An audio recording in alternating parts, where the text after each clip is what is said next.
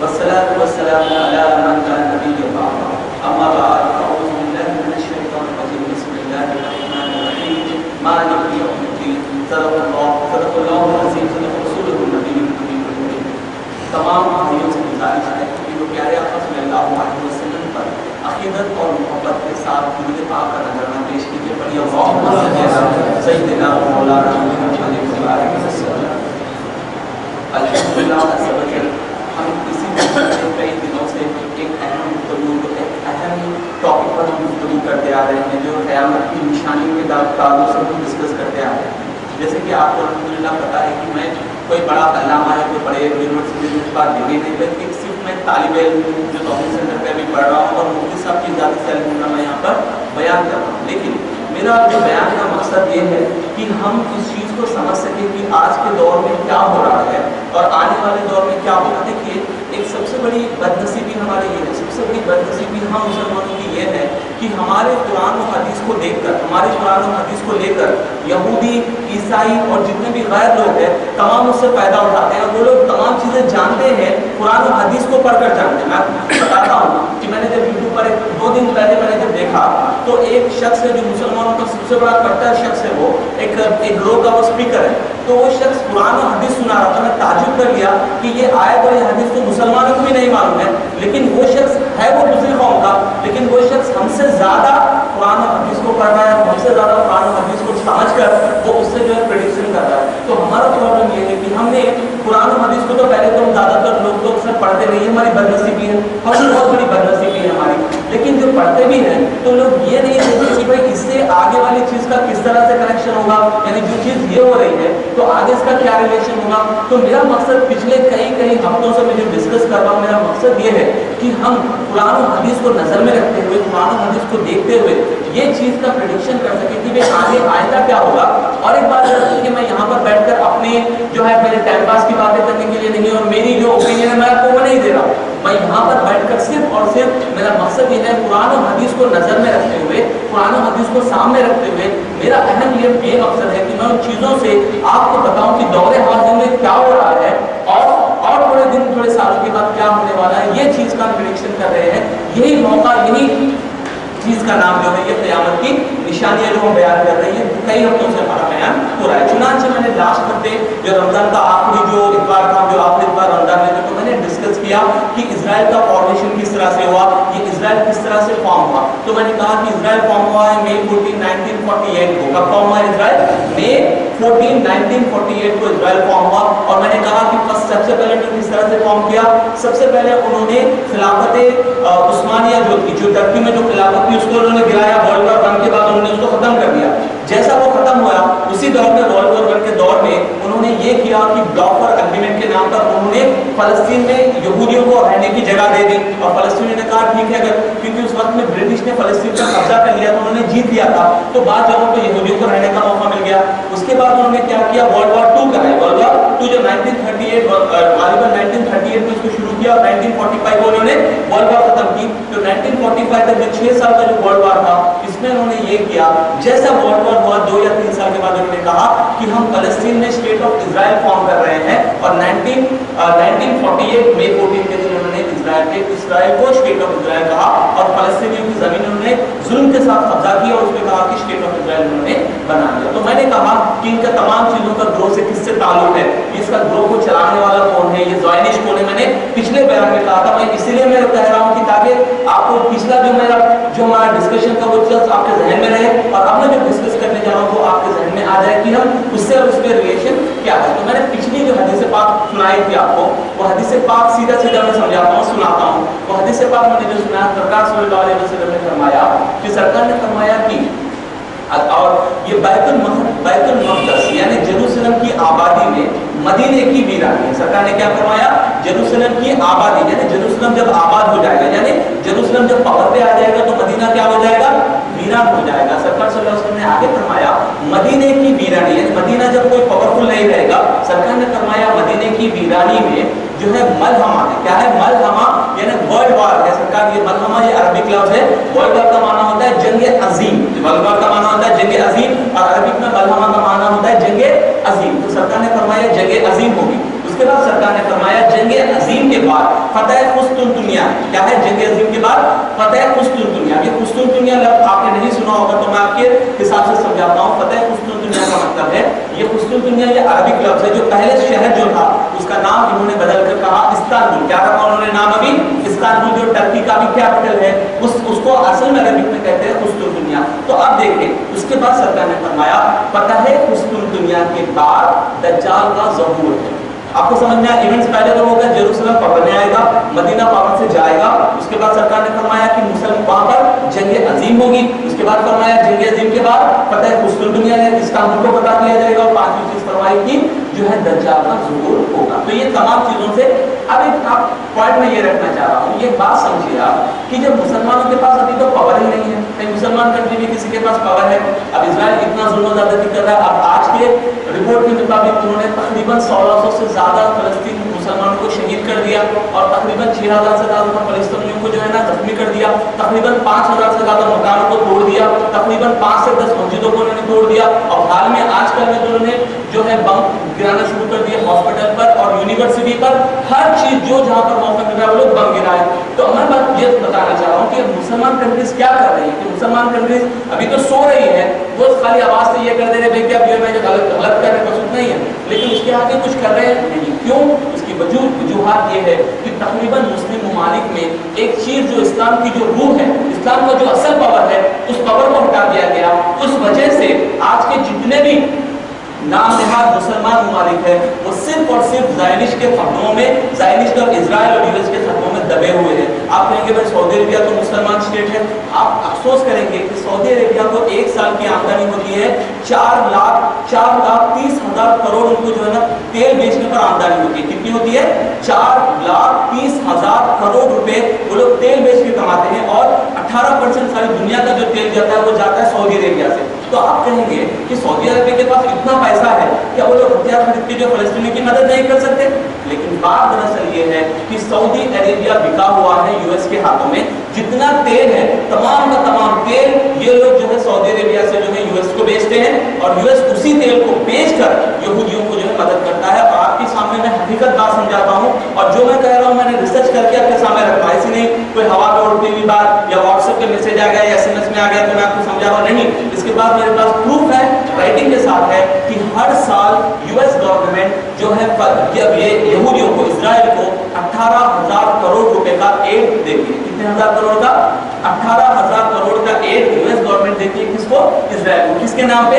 Military defence के लिए देती है, और कहती है कि भाई आप मिलिट्री में जो है रिसर्च कीजिए। और आज की मैं रिपोर्ट बताता हूँ, इजराइल ने कहा कि भाई हम लोग इतने बम गिरा चुके हैं, इतना हमारे जो है ना वो हो चुका, अब हमारे पास पैसे नहीं है, हमारे पास पैसे नहीं। और उन्होंने कहा कि यूएस को हमें पैसे दीजिए। तो मैं आपको बताता हूँ आज की रिपोर्ट मैंने पढ़ा है कि यूएस ने कहा कि हम और मजीद $225 मिलियन हम इजराइल को देने वाले हैं, क्योंकि इनको इतना ज्यादा डिफेंड करना है, इतना ज्यादा डिफेंड करना। मैं आपको समझाता हूँ डिफेंड का मफहूम भी क्या है।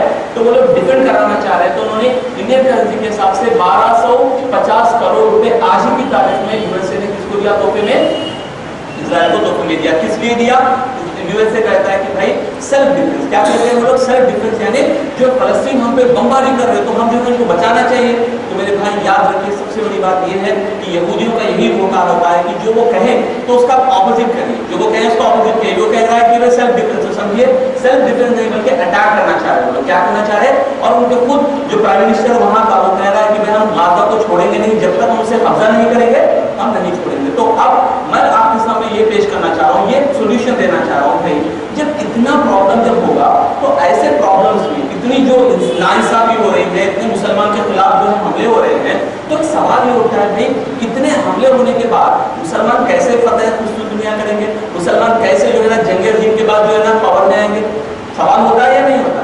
तो अब यहाँ पर हम देखना है कि हमें सिर्फ कुरान और हदीस की तरफ लौटना है और देखना है कि प्यारे आका ने कुछ फरमाया है इसके ताल्लुक से, क्या अल्लाह ने इसके ताल्लुक से कुछ फरमाया है। तो मैं आपकी बारगाह में एक बहुत अहम बात पहले रखता हूँ, उसके बाद मैं आपको समझाता हूँ कि हम मुसलमानों को किस तरह से अल्लाह से वजह अता फरमाएगा। आपको बात समझ में आ रही है मेरी बात?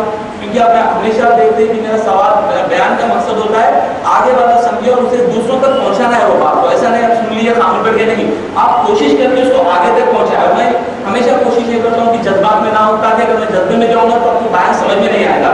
तो मैं कोशिश ये करता हूँ कि सिंपल अंदाज में आपके کے سامنے یہ بات کو رکھ سکوں. تو سب سے پہلے ہم دیکھنا یہ ہے کہ ہم مسلمان پہلے ایک بات غور کیجیے کہ صحابہ کرام کے دور میں کیا مسلمان فتح اور نصرت ہوتی تھی یا نہیں ہوتی تھی؟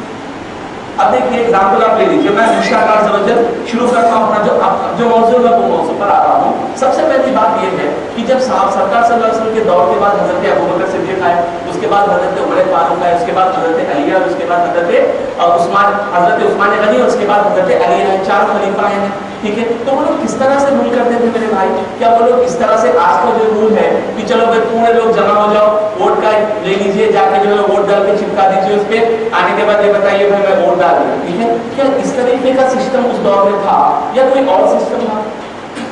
اس دور میں کون سا سسٹم تھا میرے بھائی؟ کیا لوگ جا کے ووٹ ڈالتے تھے؟ نہیں. تو کون سا سسٹم تھا؟ تو وہ سسٹم یہ تھا میرے بھائی کہ صحابہ کرام کے دور میں سرکار صلی اللہ علیہ وسلم کے جانے کے بعد میں جو سسٹم پہ دنیا اسلام میں چلتا تھا, وہ سسٹم کا نام ہے خلافت. اس سسٹم کو کیا کہتے ہیں؟ خلافت. اور جس کو امیر چنا جاتا ہے اس امیر کو کہتے ہیں خلیفہ. یعنی یاد رکھیے صحابہ کرام کے دور میں, تمام صحابہ کرام کے دور میں جو سسٹم انہوں نے استعمال کیا اس سسٹم کو کہتے ہیں خلافت سسٹم. تو اب یاد رکھیے تمام مسلم ممالک میں, اور یاد رکھیے ورلڈ وار 1 کو کرانے کا بھی مقصد یہی تھا کہ 1924 میں انہوں نے سلطنت عباسیہ یعنی جو اسلامک اسٹیٹ جو تھا, جو ٹرکی کا پہلے اسلامک اسٹیٹ تھا, انہوں نے اسلامی خلافت کو وہاں سے ہٹایا. کیوں؟ کیونکہ یہودیوں نے, عیسائیوں نے اس بات کو ریسرچ کیا اور کہا کہ مسلمانوں کے جیت کے پیچھے راز کیا ہے. مسلمان جو ہر جگہ جاتا ہے فتح ہوتے ہیں, تو ان کے پیچھے جو جذبہ یہ کیا ہے؟ تو انہوں نے اس بات کو دیکھا کہ اسلام میں سب سے پاورفل جو چیز ہے وہ ہے خلافت. اگر مسلمانوں کو خلافت سے ہٹا دیا جائے اور ماڈرن سیکولر ڈیموکریٹک سسٹم میں اگر لایا جائے, تو انہوں نے یہ چیز دیکھ لیا کہ مسلمان کو بالکل ہم پیس کر رکھ دیں گے, کیوں جب ان کا کوئی امیر ہی نہیں رہے گا تو وہ کس طرح سے ڈیفینڈ کر سکیں گے اپنے آپ کو. اور ایک بات یاد رکھیے, خلافت کا معنی یہ نہیں کہ کوئی بھی اپنے آپ سے آ کے بولا میں خلیفہ ہوں سب کو مارا, نہیں. یہ بیوقوفی کا کام ہے. خلافت اس طرح سے ہوتی ہے کہ وہاں پر مجلس شورا ہوتی ہے اور تمام ائمہ اتنا بڑے بڑے ائمہ اتنا کہتے ہیں کہ بھائی یہ شخص جو ہے بالکل فٹ ہے خلافت کے لیے, تو انہیں خلافت دی جائے گی. اور ایک بات یاد رکھیے, یہ ہمارے ڈیموکریسی یا ہمارے سسٹم کی طرح ایک شخص کو آپ نے چن لیا اور وہ جیسا سیٹ پہ چڑھا تو آپ کے پاس ایک بھی دن بھی نہیں آ رہا ہے, صرف آپ کے پاس الیکشن سے ووٹ لینے کے وقت میں تو جو ہے دن میں 10 بار آتا تھا آپ کے پاس ووٹ ڈال دینا ہے. دیکھیے ووٹ ڈال دینا ہے, ووٹ ڈالنے کے بعد میں آپ اسے رکھو گے تو جاؤ صاحب بزی ہے, فین وغیرہ نہیں ہے میرے پاس, چلو نکلو یہاں سے. اور ایسے خلیفہ نہیں ہوتے تھے میرے بھائی, خلافت اس طرح ہوتی تھی. اور یہ آپ یاد رکھیے, اگر کوئی خلیفہ اپنے طرف سے خود حضرت ابوبکر جیسے خلیفہ بنائے گئے تو آپ نے منبر پر چڑھ کر کہا کہ یاد رکھو میں خلافت پہ تو ہوں, لیکن میں قرآن اور حدیث کے مطابق فیصلہ کروں گا. اگر تمہیں بری لگے ہو, کچھ لگو, مجھے مطلب نہیں, لیکن قرآن اور حدیث کے مطابق کروں گا. اور آپ نے کہا اگر تم مجھے دیکھو کہ میں قرآن اور حدیث کے خلاف کروں گا تو امیڈیٹلی تم میری اطاعت نہ کرنا, مجھے ہٹا دینا. یعنی خلافت سسٹم یہ ہے میرے بھائی. خلافت سسٹم کا مطلب زور و زبردستی نہیں. خلافت یہ ہے کہ اللہ کی قرآن اور رسول پاک صلی اللہ علیہ وسلم کی حدیث اور صحابہ کرام کا جو مفہوم و قول ہے اس چیز کو لے کر جو آپ عمل کرتے ہیں اس سسٹم کو کہتے ہیں خلافت سسٹم. تو آپ بولیں گے بھائی یہ ہم کو آج تک کسی عالم نے نہیں بتایا. تو یہ میں کہتا ہوں کہ یہ سب سے بڑی ایک چیز ہے. یہودیوں نے اور بہت سارے دوسری جماعتوں نے یہ کیا کہ مسلمان کو جو چیز معلوم ہونی ہے اس چیز سے روکا جائے, تاکہ اگر وہ چیز معلوم ہی نہ ہو تو اس کو خبر ہی نہیں ہے کہ یہ سب اس کا اہمیت کیا ہے, اس کی وجوہات کیا ہے. تو میں انشاءاللہ قرآن اور حدیث کے ذریعے سے آپ کو سمجھاؤں گا یہ خلافت کی اہمیت کیا ہے, اس کے اور حدیثوں میں خلافت کے متعلق سرکار نے کیا فرمایا, انشاءاللہ ہم اس کو دیکھیں گے. اس کے بعد ہم دور حاضر میں آئیں گے تو آپ کو سمجھ میں آئے گا کہ اس کی اہمیت کیا ہے. اور تو میں بھی کہہ رہا تھا, اور ایک بات آپ غور کیجیے, آج کل کے جو ہم سسٹم سے لوگوں کو چن رہے ہیں, ٹھیک ہے, یہ سسٹم سے تو چن رہے ہیں لیکن وہ شخص کا حال یہ ہوتا ہے آپ نے ایک بار چن لیا, چننے کے 2 دن کے بعد وہ بندہ بدل جاتا ہے. بدلتا ہے نہیں بدلتا میرے بھائی, یا ویسے ہی ہوتا ہے بدل جاتا ہے اور جو ہے نا رشوت کھانا شروع کر دیتا ہے. جو مسلمانوں کی بھلائی کے لیے جو چیزیں آئے تھے فنڈس کھانا شروع کر دیتا ہے. اب جو ہے نا مسلمان اور دادا گیری پر اتر آتے ہیں نا میرے بھائی. اس کے بعد وہ لوگ ایسے نہیں, چھوڑنے کا نہیں ہے, وہ صرف 5 سال تک حکومت کریں گے. کتنے سال تک؟ 5 سال تک. تو میں یہ کہہ رہا ہوں میرے بھائی, اسلام میں ایسا سسٹم کی اجازت نہیں. اسلام میں یہ ہے اگر کوئی بندہ ظلم و زیادتی کرے امیڈیٹلی خلیفہ کو نکالا جائے گا اگر وہ اس طرح سے کرے گا. اور ہمارے خلیفہ ایسے نہیں ہوتے تھے جیسے آج کل کے لوگ ہیں. الیکشن سے پہلے تو بالکل جو ہے نا ایک قسم کا اگر دیکھے بعض لوگ ایم ایل اے ہوتے ہیں جب آپ دوسرے قوم کے MLA ہوتے ہیں, الیکشن سے پہلے بالکل چھوٹے سے گھر میں ہوتے ہیں, 5 سال کے بعد آپ دیکھیں گے تو بڑے بڑے جو ہے نا محل بنا لیے, یہ بڑے بڑے کار خرید لیے, جو ہے نا 5-5 لاکھ 10-10 لاکھ کی گھڑیاں پہن رہے ہیں, بڑے بڑے گاڑیوں پہ پھر رہے ہیں. تو پوچھے بھائی کیسے آ رہے ہیں, سب بولتے ہیں MLA بنے تھے اس کی وجہ سے آ گیا. تو قربان جائیے ہمارے خلیفہ پر, ہمارے خلفاء راشدین پر, حضرت ابوبکر صدیق کا واقعہ میں سناتا ہوں, حضرت عمر فاروق کا واقعہ سناتا ہوں کہ حضرت عمر فاروق سے ملنے کے لیے اس دور میں روم جو تھا, اس دور میں جو رومن سلطنت تھی, وہاں سے 2 خاطب کو بھیجا گیا, 2 لوگوں کو بھیجا گیا کہ تم جا کر ایک میسج ہے حضرت عمر کو پہنچا دو. تو جب 2 خاطب آئے, انہوں نے دیکھا کہ بھائی آپ کی جو خلیفہ ہے, آپ کے امیر المومنین, جو سب سے امیر, سب سے تمام مسلمانوں کی جو سردار ہے, وہ کہاں پر ہے. تو انہوں نے کہا کہ دیکھو وہاں پر ایک جھاڑ ہے, وہاں پر ایک جھاڑ ہے, اس جھاڑ کے نیچے جو سو رہے ہیں نا, وہی ہمارے امیر المومنین. تو وہ لوگ بالکل ہکے بکے حیران رہ گئے کہ دیکھا کہ حضرت عمر فاروق رضی اللہ تعالیٰ عنہ جو 27 لاکھ میل زمین پر حکومت کرتے تھے, کتنی میل, 27 لاکھ میل زمین پر حکومت کرتے تھے. آپ نے آپ کو جب دیکھا تو جھاڑ کے نیچے بالکل آپ کا کپڑے میں جو ہے نا صاف پیرن لگے ہوئے ہیں, اور آپ سو رہے ہیں, اپنی جو لاٹھی ہوتی ہے وہ لاٹھی کو تکیہ بنا کر آرام سے آپ سو رہے ہیں. تو جب یہ دیکھے تو پریشان ہو گئے کہ ہمارے بادشاہ تو بڑے بڑے نرم گدوں پہ سوتے ہیں, لیکن ان کے امیر المومنین خلیفہ وقت ایسے ہیں کہ بھائی اتنی سادگی سے جیتے. اور آپ کو اور ایک بات میں سناتا چلو, حضرت عمر فاروق کے بارے میں ایک واقعہ آتا ہے. آپ کی یہ روزانہ یہ کام ہوتا تھا کہ جب آپ کی ریاست میں جب رات ہوتی تو آپ گلی ہر گھر جا کے دیکھتے کہ بھائی کسی کی کوئی پریشانی ہے یا نہیں ہے, کسی کو کوئی پرابلم ہے یا نہیں ہے. اسی طرح دور گاؤں کے دور ایک جگہ پر جب گئے تو گھر میں آپ نے دیکھا کہ وہاں پر ایک ماں اپنے بچوں کو جو ہے پانی پلا رہی تھی. اپنے بچوں کو کیا کر رہی تھی, صرف پانی پلا دے رہی تھی, اور کہہ رہی تھی کہ بھائی انشاءاللہ آپ کو جو ہے کل کھانا وغیرہ ملے گا. اور آپ نے ایک ہنڈی چڑھا دی تھی, کہا کہ بھائی کھانا پک رہا ہے تو پانی پیو, تھوڑی دیر آرام کرو. تو اپنے بچوں کو, چھوٹے چھوٹے بچوں کو پانی پلا کر سلا رہی تھی. تو حضرت عمر فاروق رضی اللہ عنہ یہ دیکھ کر بلک گئے. اس کے بعد آپ نے آگے جا کر پوچھا کہ اے میری ماں, جو ضعیف العمر تھی, انہوں نے کہا کہ میری ماں آپ کیوں اپنے بچوں کو کھانا نہیں کھلا رہے ہیں. تو انہوں نے کہا کہ ہمارے پاس کھانے کے لیے کوئی کھانا نہیں. تو انہوں نے کہا تو تم ہو سکتا تم یہ کر سکتے تھے کہ تم امیر المومنین حضرت عمر کو جا کر, انہوں نے کہا تم جا کر عمر کو کہہ دی. تو آپ نے کہا کہ امیر المومنین وہ بنتے ہیں یا میں بنتی ہوں.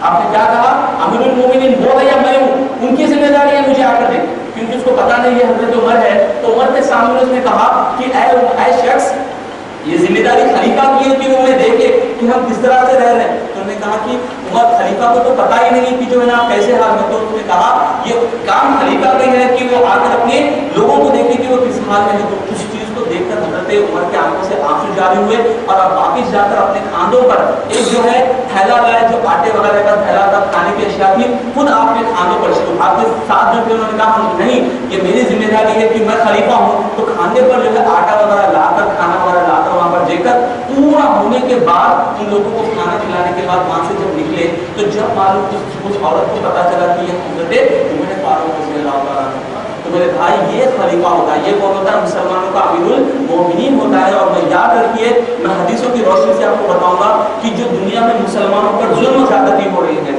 آج جو مسلمانوں پر ظلم ہو رہا ہے, ناانصافی ہو رہی ہے بھائی, یہ ناانصافی ہے. دیکھیے چھوٹے چھوٹے بچے جو ہاسپٹل میں ہیں, کہ وہ ٹیررسٹ ہیں.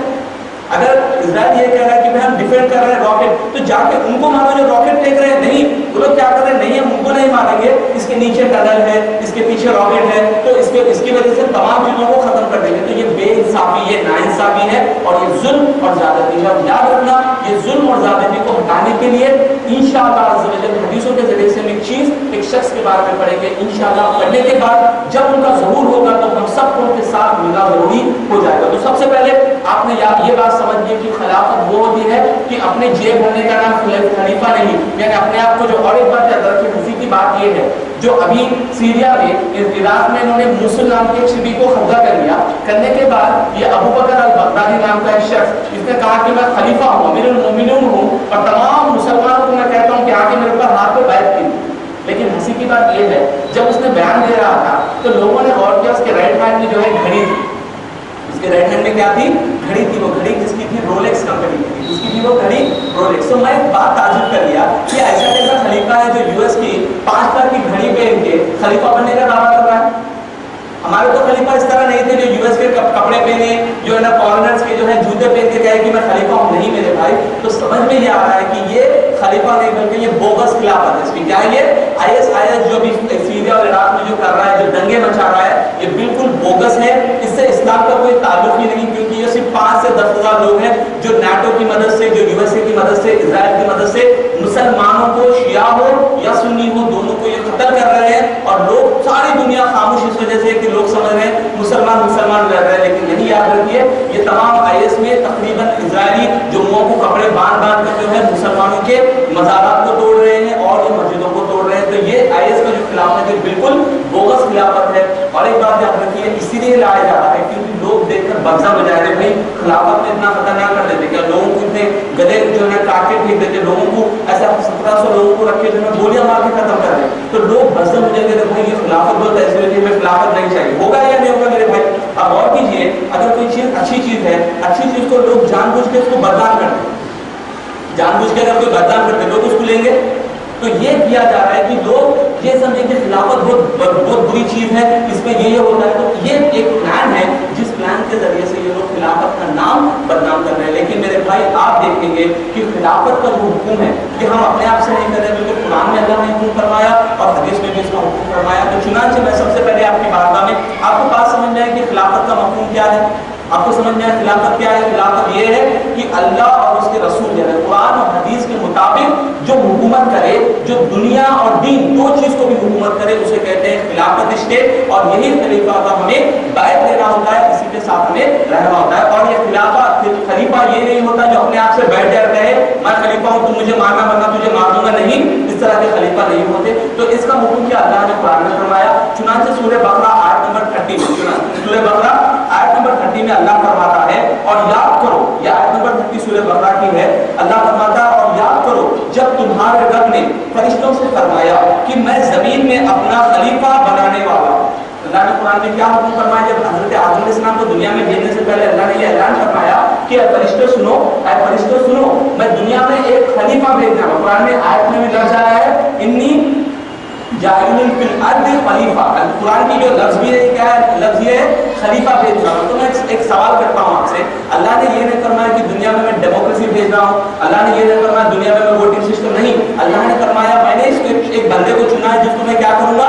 خلیفہ بنوں گا، خلیفہ بنا کر بھیجوں گا۔ اسی طرح سورہ نور کی آیت نمبر 55 میں اللہ فرماتا ہے جس کا مفہوم معنی یہ ہے اللہ نے وعدہ دیا ان کو جو تم میں سے ایمان لائے، اللہ نے کسے وعدہ دیا؟ اللہ نے ان کو وعدہ دیا جن کو جو تم میں سے ایمان لائے اور اچھے کام کیے کہ ضرور بھی ضرور انہیں زمین میں خلافت دے گا۔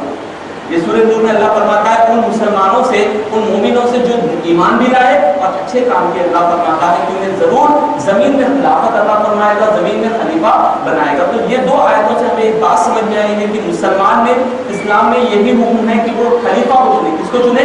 خلیفہ، اور خلیفہ کا کام یہ ہوتا ہے کہ وہ قرآن و حدیث کو نظر میں رکھ کر قرآن و حدیث کے مطابق وہ جو ہے جو فیصلے فرمائے گا، یہ خلافت اسٹیٹ کا معنی اور مفہوم ہے۔ تو اب آئیے جب دنیا میں آپ اچھا آپ بولے کے بعد آپ کو کہتے ہیں بھائی انڈیا میں، دنیا میں بہت سارے اسلامک اسٹیٹس ہیں، یہ ذہن میں آتا ہے آپ کو کہتے ہیں کہ دنیا میں اتنے سارے اسلامک اسٹیٹس ہیں، ٹھیک ہے، لیکن ایک بات میں آپ کو کہتا ہوں، آپ حیران یہ ہو جائیں گے کہ دنیا میں کہیں پر خلافت ہی نہیں ہے اور دنیا میں کوئی اسلامک اسٹیٹ ہی نہیں ہے۔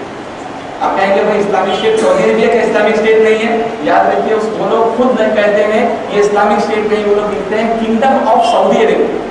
کیا لکھتے ہیں وہ لوگ؟ کنگڈم آف، وہ لوگ یہ نہیں لکھتے کہ خلافہ یا خلافت نہیں لکھتے، وہ لوگ کہتے ہیں یہ کنگڈم آف سعودی عربیہ، یا اسلامک کا بھی ورڈ نہیں یوز کرتے۔ وجہ یہ ہے، یاد رکھیے سعودی عربیہ جو بنا ہے وہ یہودیوں کی مدد سے، US برٹش کی مدد سے بنا ہے۔ 1924 میں جب انہوں نے مکہ اور مدینہ کو قبضہ کیا اس وقت میں برٹش نے ان کو کہا گیا کہ تم لوگ عیش کرو، تم لوگ کنگ بنو، تمہارا بیٹا کنگ بنے گا، لیکن کوئی جو ہے خلافت کا نام نہ اٹھائے گا۔ یاد رکھیے جب آگے بڑھیں گے، جب ان لوگ کی جو باری آئے گی تو ہمارے جو خلیفہ انشاءاللہ آئیں گے وہی ان کی جو کمر توڑیں گے، اور اس اسٹیٹ کو جو ہے نا آج کی جو مونارچی جو کہتے ہیں یعنی کنگڈم رول میں جو ہے ابھی اس کو ہٹائیں گے، اور انشاءاللہ جو ہے اس کے ذریعے سے مسلمان کو فتح نصرت حاصل ہوگی۔ تو میں حدیث پاک سناتا ہوں، حدیث پاک میں دیکھیے اگر یہ پریڈکشنز میں اپنے طرف سے کروں تو آپ کو بالکل آپ جو ہے نا کھلی آزادیت کہتے ہیں، ہم مانتے ہیں آپ کی بات کہہ سکتے ہیں، کیوں؟ کیونکہ یہ میرے خود کا قول ہے، لیکن مجھے یاد رکھیے جب سرکار صلی اللہ علیہ وسلم کوئی چیز کو فرما دے کیا کوئی مسلمان اسے ریجیکٹ کر سکتا ہے؟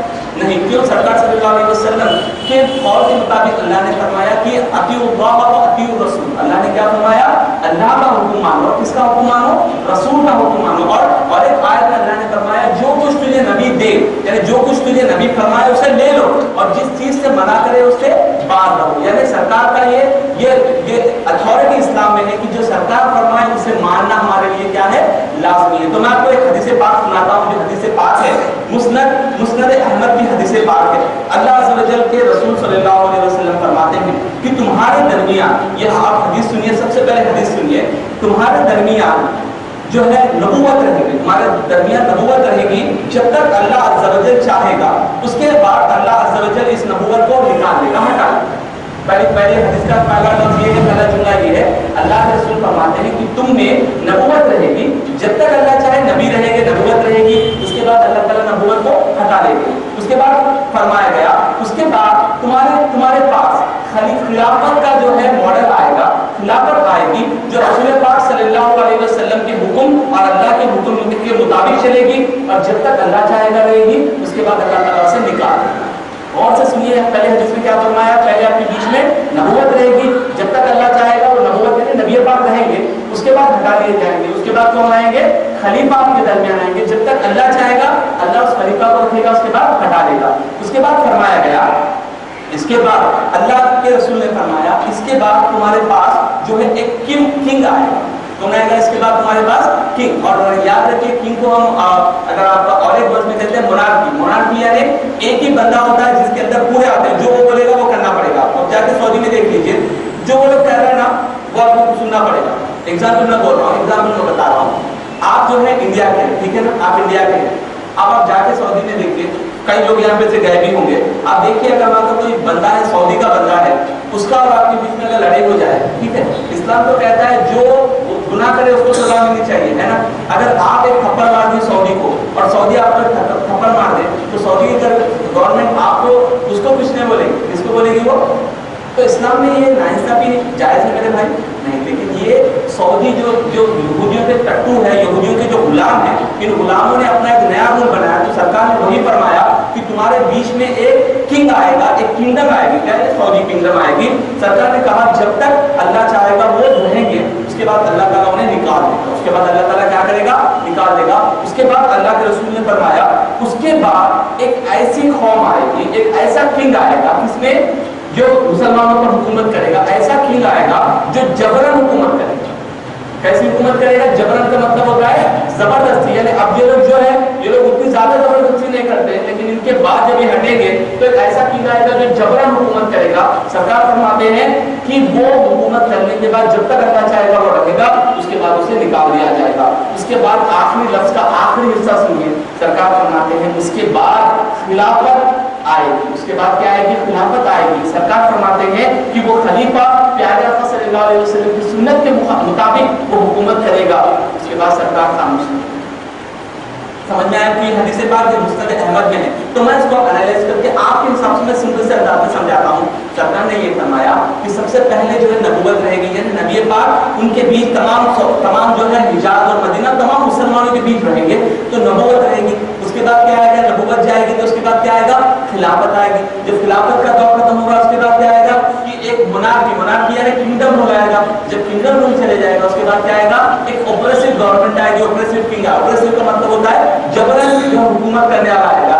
जब हो जाएगा तो उसके बाद कौन आएंगे? उसके बाद खलीफा आएंगे। उसके बाद सरकार ने ये नहीं कहा कि अल्लाह जब तक चाहेगा वो रहेंगे उसके बाद निकालेगा, नहीं, बल्कि सरकार खामोश रह गए। तो इशारा इस तरफ था कि जब खिलाफत दुनिया में आएगी तो वो खिलाफत हटेगी नहीं, वो खिलाफत हटेगी नहीं, बल्कि वो खिलाफत वहां पर रहेगी। इसके बाद हम आगे चलते हैं कि हम देखते हैं कि भाई ये खलीफा कौन बनेंगे।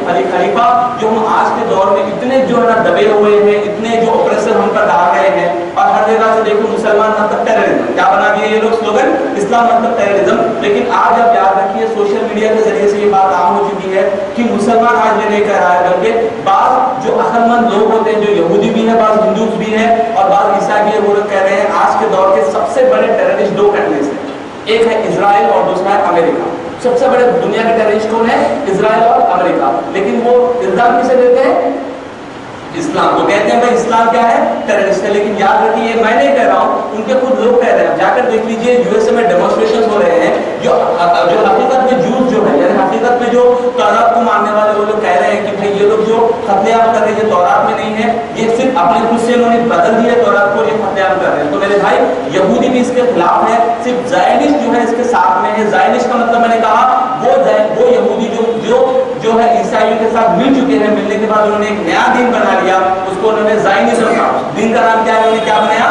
زائنزم۔ تو وہ لوگ صرف مسلمانوں پر ظلم و زیادتی کر رہے ہیں۔ تو ان تمام ظلم و زیادتی کا حل، تمام ظلم و زیادتی کو روکنے والے کون ہیں؟ تو آپ کی بات میں عرض کرتا چلوں کہ وہ روکنے والے امام ہے، امام مہدی، ان کا نام ہے امام مہدی۔ اور یاد رکھیے یہ امام مہدی ایک ایسی سائن ہے، یہ تمام قیامت کی جو نشانیاں ہیں، تو قیامت کی دو طرح کی نشانی ہے، ایک ہے مائنر سائنس اور ایک ہے میجر سائنس۔ یعنی مائنر سائنس یعنی چھوٹی نشانی، اور قیامت کی بات بڑی نشانی بھی ہے۔ میں انشاءاللہ آگے گفتگو کروں گا کہ سرکار نے 10 ایسی نشانیاں بتائی، اس کے نشانیوں کا ظاہر ہونے کے بعد ایک کے بعد نشانیاں آئیں گی اور قیامت بالکل قریب ہوگی۔ تو یاد رکھیے امام مہدی علیہ السلام جو ہے، امام مہدی، یہ جو قیامت کی چھوٹی نشانی میں سے سب سے آخر کی نشانی ہے اور بڑی نشانیوں میں سے سب سے پہلی نشانی ہے۔ یعنی امام مہدی وہ ہے جو چھوٹی اور بڑی نشانیوں کو ملائیں گے، اور امام مہدی کے دور کے بعد بالکل چیزیں بہت زیادہ جلدی بڑھنے جائیں گی، اور بڑھنے کے بعد میں امام مہدی کے دور کے بعد میں حضرت عیسیٰ کا بھی نزول ہوگا، اس طرح سے فتح اور وغیرہ بھی ہوگی۔ انشاءاللہ میں تمام چیزوں کو مختصر سے وقت میں انشاءاللہ میں حدیث کے سامنے امام مہدی کیسے رہیں گے، وہ کب آئیں گے، وہ آئے وقت میں کس طرح سے ہوگا، میں انشاءاللہ حدیثوں سے اپنے طرف سے کچھ نہیں بلکہ حدیثوں سے کہوں گا۔ اور یاد رکھیے بعض بیوقوفوں نے کہہ دیا کہ بھائی میں امام مہدی ہوں۔ یاد رکھیے بعض کنٹریز میں بعض بیوقوف اٹھ گئے اور کہے کہ میں امام مہدی ہوں، تو ان بیوقوفوں کو یہ پتہ نہیں کہ امام مہدی وہ ہے کہ وہ یہاں انڈیا یا پاکستان یا کہیں پہ نہیں، بلکہ وہ کہاں پر آئیں گے؟ اس حدیث کے مطابق وہ آئیں گے مدینے اور مکہ میں۔ اور سرکار حدیث سناتا ہوں، یاد سنیے حدیث۔ امام مہدی سرکار صلی اللہ علیہ وسلم کے نسل سے ہوں گے۔ سرکار نے فرمایا امام مہدی، یہ جو مہدی ہے یہ میری نسل سے ہوں گے۔ اس کے بعد سرکار صلی اللہ علیہ وسلم نے فرمایا آپ کی پیشانی چوڑی ہوگی، آپ کی پیشانی کیا ہوگی؟ چوڑی ہوگی، اور ناک جو ہے سیدھی اور لمبی ہوگی۔ یعنی جیسے اب آپ ناک موٹے وغیرہ ایسا نہیں، بلکہ سرکار نے فرمایا کہ آپ کی جو پیشانی چوڑی ہوگی، بالکل خوبصورت آپ بنیں گے، اور ناک آپ کی بالکل سیدھی اور لمبی ہوگی۔ اس کے بعد سرکار نے فرمایا آپ دنیا کو ایسا انصاف سے بھر دیں گے جس طرح یہ ظلم اور زیادتی سے بھری ہوئی تھی، آپ 7 سال اس میں حکومت کریں گے۔ سرکار نے کیا فرمایا؟ ایک شخص آئیں گے، اس شخص کا حال یہ ہوگا کہ چوڑی صورت ہوگی اور ناک تھوڑی سی لمبی اور سیدھی خوبصورت ہوگی، اور آپ نے فرمایا کہ وہ دنیا میں انصاف بھر دیں گے۔ کیا بھر دیں گے؟ انصاف اس طرح بھر دیں گے جس طرح دنیا میں ظلم اور زیادتی جس طرح ہے، اسی طرح وہ انصاف کو بھریں گے۔ تو آپ کو سب سے پہلے سمجھ میں آیا کہ سب سے پہلے مہدی ہونے کی شرط کیا ہے؟ وہ سادات ہو، سید ہو۔ سب سے پہلے کیا شرط ہے؟ وہ سید ہو۔ اور ایک بات یہ ہے کہ وہ سرکار صلی اللہ علیہ وسلم کی نسلوں سے ہو، وہ سید ہو، اور ایک بات امپورٹنٹ پوائنٹ یہ ہے ان کا چہرہ چوڑا ہوگا اور ان کی ناک جو بالکل سیدھی ہوگی۔ اس کے بعد ہم یہ دیکھیں گے کہ امام مہدی کس دور میں، ہم یہ دیکھیں گے کہ امام مہدی کس دور میں آئیں گے۔ یہ اگین پھر میں اپنے طرف سے نہیں بلکہ ہم اس وقت کا انتظار کر رہے ہیں، تو کچھ حدیثوں کو میں نے جمع کیا ہے، اس حدیثوں سے ہم سمجھیں گے کہ وہ کون سے دور میں آئیں گے۔ تو آپ یاد رکھیے امام مہدی کے آنے سے پہلے کچھ چیزوں کی نشانیاں آپ کو ڈھونڈنی ہوگی، اور ہم دیکھیں گے کہ وہ نشانیاں آ چکی ہیں نہیں آ چکی۔ ٹھیک ہے، آپ کو سمجھ میں آ رہا ہے میرا؟ بور ہو رہے ہیں؟ ٹھیک، انٹرسٹ ہے؟ جب میں انشاءاللہ کنٹینیو کرتا ہوں تو یاد رکھیے یہ حدیث پاک، میں آپ کی بات میں حدیث پاک سنا رہا ہوں۔ یہ حدیث پاک کو ابن حجر اسقلانی رحمۃ اللہ تعالی علیہ نے الصواعق المحرقہ، یاد رکھیے یہ میں اس لیے کتابوں کا نام لے رہا ہوں، کوئی اعتراض نہ کرے، میں بتا دے رہا ہوں کہ بھائی یہ کتابی حدیث ہے۔ یہ حدیث کیا ہے؟ یاد رکھیے سرکار صلی اللہ علیہ وسلم کا فرمان ہے اس وقت کے بادشاہ کی طرف سے میری امت پر بہت بڑی مصیبت آئے گی۔ کس وقت کے؟ امام مہدی کے دور میں آنے سے پہلے اس وقت کے بادشاہ کی طرف سے میری امت پر بہت بڑی مصیبت آئے گی، یہ بڑی پریشانی ہوگی۔ یہ کیا ہوگی؟ بہت بڑی پریشانی ہوگی۔ اس دور میں دنیا میں ظلم اور زیادتی بہت ہو جائے گی، مسلمان کو اس سے کہیں پناہ نہ ملے گی، یعنی مسلمان بچنا بھی چاہے گا تو اسے بچنا نہ ہوگا۔ اس وقت اللہ میرے خاندان سے ایک شخص کو بھیجے گا جو دنیا کو عدل اور انصاف سے بھر دے گا، جس طرح وہ پہلے ظلم اور ناانصافی سے بھری تھی۔ زمین اور آسمان کے رہنے والے ان سے خوش ہو جائیں گے۔ اس وقت زمین خوب خوشحال ہوگی اور آسمان سے خوب رحمت کی بارش ہوگی۔ آپ ان کے بیچ 7 یا 9 سال رہیں گے، جو اللہ تمام دنیا والوں پر اتنا مہربانی کرے گا کہ مرے ہوئے لوگ زندہ ہونے کی تمنا کریں گے۔ یہ امام مہدی کا ظہور جب ہوگا، یہ ایسا دور ہوگا، آپ کو سمجھاتا ہوں کہ وہ دور میں ظلم و زیادتی تو پہلے ہوگی، جب امام مہدی آئیں گے تو کیا ہوگا؟ بالکل خوشحالی ہوگی، اتنی خوشحالی ہوگی کہ مرے ہوئے لوگ تمنا کیا کریں گے؟ زندہ ہوں گے، واپس آ جائے۔ لیکن یاد رکھیے ہم پہلے کی بات کر رہے ہیں، تو اور ایک حدیث میں آپ کی بات میں سناتا ہوں۔ سرکار صلی اللہ علیہ وسلم کا فرمان ہے قیامت اس وقت تک نہیں آئے گی. کب تک نہیں آئے گی قیامت؟ یہ حدیث ہے مسلم شریف، یہ حدیث ہے مسلم شریف کی. قیامت اس وقت تک نہیں آئے گی جب تک کہ ایک شخص کسی کے قبر کے پاس سے گزرے گا. کیا کرے گا؟ ایک شخص کسی کے قبر کے پاس سے گزرے گا اور گزرتے وقت وہ اس قبر پر لوٹے گا. ایک شخص، قیامت اس وقت تک نہیں آئے گی جب ایک شخص جو ہے ایک قبر کے پاس سے گزرے گا، گزرتے گزرتے وہ قبر پر گر کر لوٹے گا، قبر پر لوٹے گا. اس کے بعد وہ تمنا کرے گا کہ کاش اس کی جگہ میں ہوتا. یہ یاد رکھیں، امام مہدی کے ظہور سے پہلے یہ وقت ہوگا، یہ دور ہوگا کہ ایک شخص قبر سے گزرے گا اور گزرتے وقت وہ تمنا کرے گا کاش وہ قبر پہ لوٹے گا اور سوچے گا کاش اس کی جگہ کون ہوتا، اس کی جگہ میں اس قبر میں ہوتا. سرکار نے آگے فرمایا، اس کے بعد سرکار نے یہ فرمایا یہ دین میں فتنوں کی وجہ سے نہیں. کیا فرمایا سرکار نے؟ یہ دین میں، یعنی دین میں تو بہت فتنے آلریڈی ہو چکے، لیکن سرکار نے فرمایا یہ دین میں فتنوں کی وجہ سے نہیں، بلکہ سرکار نے فرمایا دنیا کے ظلم اور ناانصافی کی وجہ سے یہ ایسا کرے.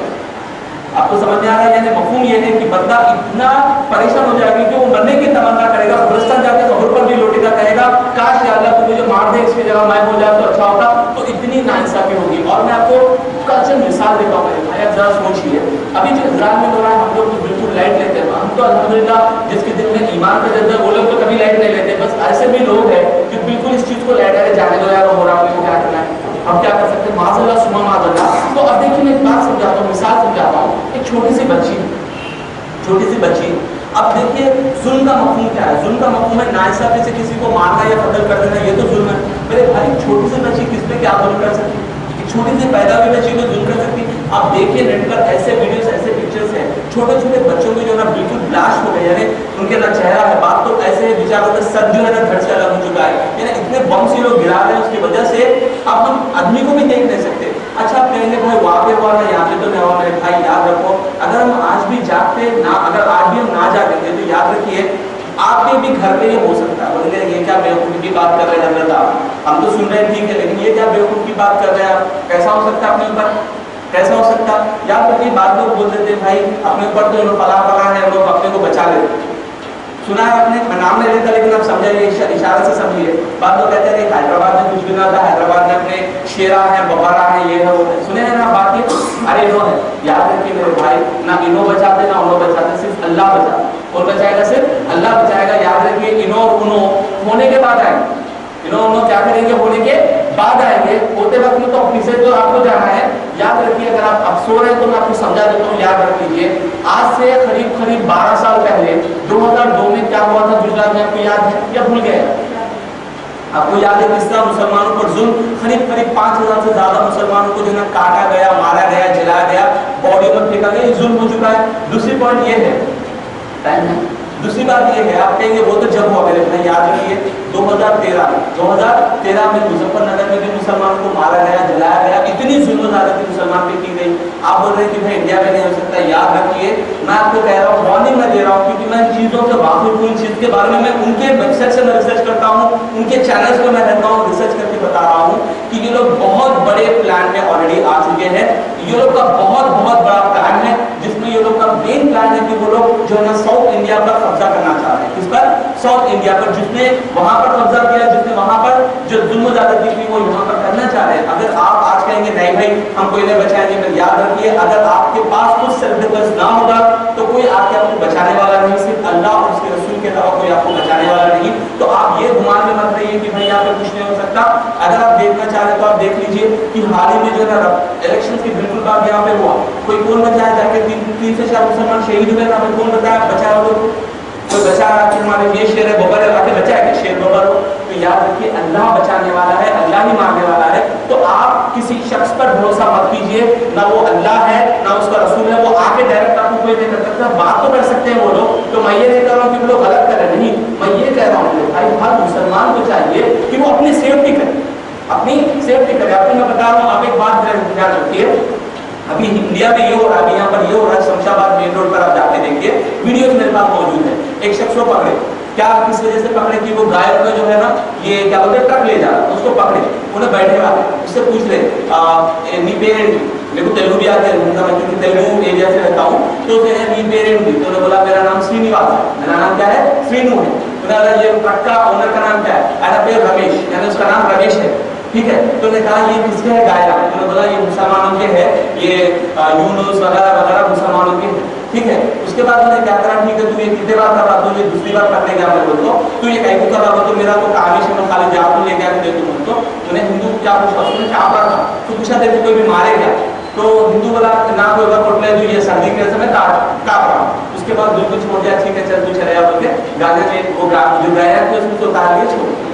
اور اسی پوائنٹ پہ دیکھیے وہی جگہ پر اس کے بعد ایک مسلمان کو پکڑے, اس کو پکڑے, مسلمان کو پکڑے. پکڑنے کے بعد گایا تو لے لیے نا, لے کے مسلمان کو باہر نکالے, نام پوچھتی کیا ہے نام تیرا. اب اس کے بعد اس کی اتنی ماتلا دھلائی کرے, کیسے دھلائی کرے میں آپ کو بتا رہا ہوں, میں آنکھوں سے دیکھا ہوں, اگر آپ کو دیکھنا تو میں ویڈیو بتا سکتا ہوں. ٹھیک ہے. تو اس کو جو ہے لٹا دیا, لٹا کے اس کے پیر ہوتے ہیں نا, پیروں کو اٹھا کر کے پیروں پہ, اس پیروں پہ جو ہے نا بڑی لاٹھی سے بہت بری طریقے سے مار دے, اور اس کو اٹھا کر دے تو اس کے پیٹ پہ جو ہے نا لاٹھی سے مار دے. وجہ کیا ہے, انہیں بھی یہ سپلائی کرا, انہیں بھی سپلائی کرا, لیکن اپنا آدمی تو اس کو کیا کرے, تو چلے جا, یہ گائن تو مل گئے ہم لوگ کو, اور ایک آدمی کو کیا کرے, مسلمان ہونے کی وجہ سے مارے. میرے بھائی آپ اگر آج بھی نہ جانیں گے, بولیں گے نہیں ہمیں کوئی یہ بچا لیتا وہ بچاتا, کوئی نہیں بچاتا, میں یہ کہہ رہا ہوں, آپ بولیں گے بھائی ہم کس طرح سے پروٹیکشن کرنا ہے, سمپل ہے, آپ اپنے آپ کو جو ہے مضبوط بنائیے, آپ اپنے آپ کو کیا کیجیے, مضبوط بنائیے, اس قابل بنائیے کوئی آپ اٹیک کر سکے تو آپ اپنے آپ کو بچا سکے, اپنے فیملی والوں کو بچا سکے. آپ کو کیسا کریں گے وہ آپ کو میں چھوڑتا ہوں, لیکن آپ ایک سیلف ڈیفنس اپنے آپ کو بچانے کے لیے رکھیے. اگر آپ سوتے رہیں گے, کچھ ہو گیا اس کے بعد تو کوئی آ کے آپ کو بچانے والا نہیں رہے گا. تو یہ وہاں پر جو ہو رہا ہے یہاں پر بھی ہو سکتا ہے. ہم ہمیشہ یاد رکھیں یہ لوگ کے پلان اور ایجنڈا میں اگر ہم اس سے سوتے رہیں گے تو ہمیں بہت زیادہ پرابلم کا سامنا ہوگا. اس کے بعد آگے چلتے ہیں, سرکار صلی اللہ علیہ وسلم کی اور ایک جیسے بات ہے, سرکار نے فرمایا ایک ایسا دور آئے گا کہ مارنے والے کو پتہ نہیں ہوگا کہ اسے کیوں مارا جا رہا ہے. سرکار نے کیا فرمایا, ایک ایسا دور آئے گا کہ مارنے والے کو پتہ نہیں ہوگا, مرنے والے کو پتہ نہیں ہوگا اسے کیوں مارا جا رہا ہے. اس کے بعد سرکار نے فرمایا جو بندہ مار رہا ہے وہ مارنے والے کو یہ نہیں پتا ہوگا کہ وہ اسے کیوں مار رہا ہے. آپ لاجک سمجھ رہے ہیں اس بات کی. سرکار نے فرمایا کہ بندہ کو مارے گا, ٹھیک ہے, مرنے والے کو یہ نہیں معلوم ہے تو کیوں مار رہا ہے مجھے, اور مارنے والے کو اگر پوچھیں گے میں کیوں مار رہا ہوں مجھے کچھ پتا نہیں, یعنی اتنا خون خرابہ ہوگا میرے بھائی. سرکار کی حدیث ہے, میرے طرف سے میں کچھ نہ, مسلم شریف اور صحیح حدیث ہے, بات ضعیف بھی نہیں. سرکار فرماتے ہیں کہ ایسا دور آئے گا کہ مارنے والا کو مارے گا, مرنے والا مرے گا, لیکن مرنے والے کو یہ نہیں پتا کہ میں کیوں مار رہا ہوں, اور مارنے والے کو یہ نہیں پتا میں کیوں مار رہا ہوں. تو یہ دور آئے گا. تو سرکار فرماتے ہیں اس دور یہ ظلم اور زیادتی ہوگی. کیا ہوگی, یہ دنیا میں ظلم اور زیادتی ہوگی. اس کے بعد انشاءاللہ اللہ تعالیٰ اپنی طرف سے اپنے خصوصی بندے کو, سرکار کی حدیثوں میں یہ آیا ہے کہ امام مہدی کا ظہور راتوں رات ہوگا. کب ہوگا, راتوں رات ہوگا. اور ایک حدیث پاک میں آپ کو سناتا ہوں, یہ حدیث ابن ماجہ شریف کی حدیث پاک ہے. امام مہدی میرے نسل سے ہوں گے اور وہ 7 یا 9 سال میری امت میں رہیں گے. اس دور میں میری امت بہت خوشحال ہوگی, زمین پر خزانے باہر ڈال دے گی, اس پر دولت بہت ہو جائے گی, یہاں تک کہ ایک شخص آ کر امام مہدی سے مانگے گا, آپ اسے بغیر حساب عطا کریں گے. یعنی یہ فرمایا سرکار صلی اللہ علیہ وسلم. اور ایک حدیث میں آپ کے سامنے سناتا ہوں کہ امام مہدی کا ظہور کب ہوگا. تو وہ ظہور یہ ہوگا کہ جب سعودی عربیہ, یاد رکھیے سعودی عربیہ میں جب کنگ رہے گا اس کے کنگ کو قتل کر دیں گے. قتل کرنے کے بعد وہاں پر آپس میں اختلاف شروع ہو جائے گا. اختلاف شروع ہونے کے بعد ایک شخص ڈرتے ہوئے بھاگتے ہوئے جو مدینے سے مکہ پر آئیں گے. کہاں پر آئیں گے, مدینے سے مکہ پر جب آئیں گے تو مدینہ سے مکہ پر آنے کے بعد میں وہ مکہ کے کعبے میں پناہ لیں گے. تو جیسا انہیں دیکھیں گے تو بعض لوگ بھاگتے ہوئے آئیں گے اور ان کے ہاتھ پر بیعت کریں گے. ہاتھ پہ کیا کریں گے, بیعت کریں گے. جیسا وہ بیعت کریں گے تو جیسا پتہ چلے گا دنیا والوں کی کہ یہ امام مہدی ہے. یہ کون ہے, امام. اور یاد رکھیے وہ خود سے کہیں گے نہیں کہ میں امام مہدی, اللہ تعالیٰ بندوں کے دلوں میں ڈالے گا, ان کی پہچان سمجھا دے گا کہ یہ امام مہدی ہے. تو جب اس دور میں پاپا کو جو رہیں گے وہ جا کر امام مہدی کے ہاتھ میں بیعت کریں گے. اور جیسے بیعت کریں گے, یاد رکھیے پوائنٹ حدیث میں ہے, جیسے وہ بیعت کریں گے, بیعت کرنے کے فوراً بعد جب دنیا کو پتہ چلے گا کہ امام مہدی آئے تو سرکار فرماتے ہیں کہ جو ہے سیریا سے, کون سی جگہ سے, سیریا سے ایک بہت بڑا لشکر آئے گا. سیریا سے بہت بڑا لشکر آئے گا. کیوں آئے گا, امام مہدی کو قتل کرنے مارنے کے لیے ایک لشکر آئے گا. کہاں سے, سیریا سے. تو اللہ کے رسول فرماتے ہیں کہ یہ بہت بڑا لشکر سیریا سے آ کر بیدا, نام سرکار نے نام بھی بتایا, جگہ بھی بتایا, قربان جائے سرکار کے غیب پر. سرکار نے فرمایا کہ جگہ پر آئیں گے, وہ جگہ کا نام رہے گا بیدا, جو مدینہ اور مکے کے بیچ میں رہے گی. سرکار فرماتے ہیں جب وہ بڑا لشکر میرے امام مہدی کو, خلیفہ کو مارنے آئے گا تو اللہ تعالیٰ ایسا حکم فرمائے گا کہ زمین اس تمام لشکر کو اندر لے گی. زمین کیا کرے گی, اس تمام لشکر کو اندر لے گی. ایسا زلزلہ آئے گا, زمین کھلی, پوری کی پوری لشکر اندر چلے گی. याद रखिए ये जब साइन आएगा 101% आपको समझना होगा कि ये इमाम महदी है। ये कौन है? इमाम महदी। क्योंकि ये चीज आ जाएगी तो आंख बंद करके सोने की तो कोई पॉइंट ही नहीं। तो इमाम महदी का ज़हूर जब होगा तो सबसे पहले लोग आपको कत्ल करने आएंगे, लेकिन जमीन को क्या करेगी? जमीन निगल लेगी। उसके बाद सरकार फरमाते हैं कि खुद कुरैश में सऊदी अरेबिया में से सरकार फरमाते हैं जिसके अंकल बनी खल्ब से होंगे, तो बनी खल्ब एक इलाका है, अभी भी जाकर देखिए सऊदी में बनी खल्ब एक इलाका है। बनी खल्ब के इलाके में से बहुत बड़ा लश्कर इमाम महदी को मारने के लिए आएगा, लेकिन अल्लाह की फतह और नुसरत की वजह से हजरत इमाम महदी और तमाम आपके जितने भी लश्कर है वो लोग उन पर गालिब आ जाएंगे। और सरकार ने फरमाया इस चीज को देखकर शाम से अब्दाल आएंगे। कहां से? सीरिया से बहुत सारे नेक लोग अब्दाल अल्लाह के वली हजरत इमाम महदी के पास आएंगे। और फरमाया इस्लाम के कई मुसलमान ये चीज को देखकर लाखों की तादाद में हजरत इमाम महदी के पास आकर हाथ पर आके बैठ करेंगे। तो आप गौर कीजिए कि जब इमाम महदी का ज़हूर होगा अचानक क्या होगा? लड़ाई शुरू हो जाएंगे। और अब देखिए वो हदीस का मतलब समझिए कि जब सरकार सल्लल्लाहु अलैहि वसल्लम ने फरमाया बैतुल मक़दस की आबादी में क्या है? मदीने की वीरानी। मदीने की वीरानी में क्या है? मदीने की वीरानी का मफहूम अगर आप लेंगे तो आप समझिए कि मदीने का वीरानी मतलब जब कोई रूलर ही नहीं होगा, जब वहाँ पे रूलर रहेगा तो वो आबाद रहेगा या वीरान हो जाएगा? वीरान पावर ही नहीं है उसके पास। तो उसके बाद हजरत इमाम महदी जब आएंगे, इमाम महदी के बाद वर्ल्ड वॉर 3 जो जंगे मलहमा होगा। और एक बात याद रखिए सरकार सल्लल्लाहु अलैहि वसल्लम की और एक बहुत प्यारी हदीस पाक है।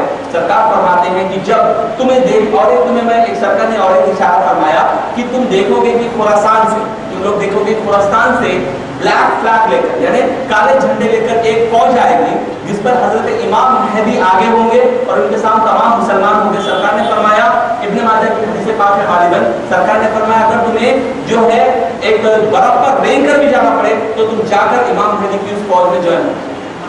इसमें अगर बर्फ पे रेंग कर भी जाना होगा तो वो खुरासान से ब्लैक फ्लैग्स निकलेंगे, वो ब्लैक फ्लैग्स के साथ हजरत इमाम महदी होंगे। इमाम महदी के साथ तुम्हें मिलना होगा। तो याद रखिए आज उसी ब्लैक सॉल्ट को बदलाव करने के लिए ये ISRS क्रिएट किया है।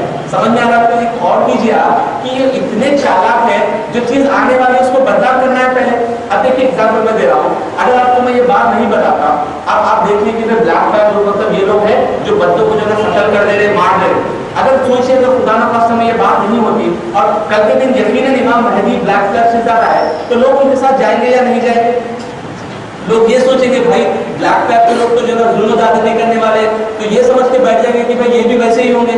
तो याद रखिए और एक बात आप गौर कीजिए कि 2001 के बाद अमेरिका ने सबसे पहले जंग की है अफगानिस्तान। अब गौर कीजिए कि लोग अफगानिस्तान के पीछे क्यों पड़े हैं, हालांकि वो बिल्कुल छोटी सी कंट्री है वो। तो याद रखिए खुरासान का जो मेन जगह है वो अफगानिस्तान है, उसके बाजू का इलाका है, उसके बाजू इराक है, तमाम ईरान इराक की जो मालिक है। खुरासान जो है मेन अफगानिस्तान का जो हेड है वो खुरासान अफगानिस्तान खुरासान में आता है। याद रखिए इसी वजह से बार बार अफगानिस्तान को ये लोग बदनाम कर रहे हैं और अफगानिस्तान को मार रहे हैं। और एक बात याद रखिए अफगानिस्तान में जो आज तालिबान नाम के वो भी कोई सुन्नी नहीं है, वो भी यही सऊदी एजेंट है और वहाबियों के एजेंट है वो लोग, वो भी सुन्नी नहीं है। याद रखिए तो अब जो असल खुरासान से जो आएंगे वो घोड़ों पर आएंगे और काले झंडे लेकर आएंगे। तो सरकार ने फरमाया जब वो निकलेंगे तो तुम्हारे ऊपर लाजमी है कि तुम उनके साथ मिल जाओ। और सरकार फरमाते हैं कि ये हदीस मैंने सुनाई है तो जब बनी खल्ब से जब उनका जंग होगा, बनी खल्ब से जब जंग होगी सरकार फरमाते हैं कि हजरत इमाम महदी उस जंग की जो है जितने भी चीजें मिलेंगी वो बांटेंगे।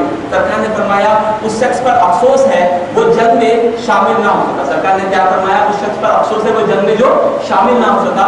यानी यहाँ पर इशारा ये दिया जा रहा है कि जब इमाम महदी का ज़हूर होगा तो हर मुसलमान पर लाजिम और जरूरी होगा कि वो हजरत इमाम महदी के साथ मिल जाए। लेकिन हम अब नहीं कहते कि इमाम महदी ऑलरेडी आ चुके हैं, खिलाफत का ऐलान हो चुका है, तमाम बोगस है, वो जितने भी जिहादियां तमाम के तमाम फेक है, तकफीरी जिहादियां वो बिल्कुल फेक है। ठीक है, इंशाअल्लाह जब हकीकत में इमाम महदी का ज़हूर होगा तो हर मुसलमान पर लाजिम ये होगा कि हजरत इमाम महदी के साथ जाए। उसके बाद इमाम महदी जो है जाकर सबसे पहले तो इस्तांबुल फतह करेंगे। उसके बाद इस्तांबुल फतह करने के बाद दज्जाल का ज़हूर होगा। अब ये दज्जाल कौन है, इसका ज़हूर कब होगा, इसकी क्या निशानियां हैं, इंशाअल्लाह आगे के बयान में इसका जो है डिस्कशन करेंगे। तो आपको इस बात का समझ में आ गया। इंशाअल्लाह अभी अज़ान के बाद अगर आपका कोई सवाल है यानी इमाम महदी के ताल्लुक से, क्योंकि वक्त मुझे बहुत कम दिया गया, लेकिन इंशाअल्लाह अगर कोई सवाल है तो मैं अभी यहाँ पर बैठूंगा। तो इंशाअल्लाह अज़ान के बाद अगर कोई सवाल आपके हैं इमाम महदी के ताल्लुक से मुझे बात डिस्कस करके इंशाअल्लाह हम क्लैरिफाई करेंगे। या अल्लाह की बारगाह में दुआ, या अल्लाह जो कुछ हमने कहा है, जो कुछ اس میں غلطیوں سے معاف فرما یا اللہ ہمیں حق بات کرنے کی توفیق عطا فرما یا اللہ عز و جل ہمیں امام مہدی رضی اللہ تعالیٰ عنہ کے ساتھ شامل فرما یا اللہ عز و جل ہمیں دنیا کے لوگوں سے ڈرنے سے محفوظ رکھ یا اللہ عز و جل تو ہمیں صرف اپنا خوف عطا فرما اپنے حبیب کی محبت عطا فرما ان اللہ و ملائکتہ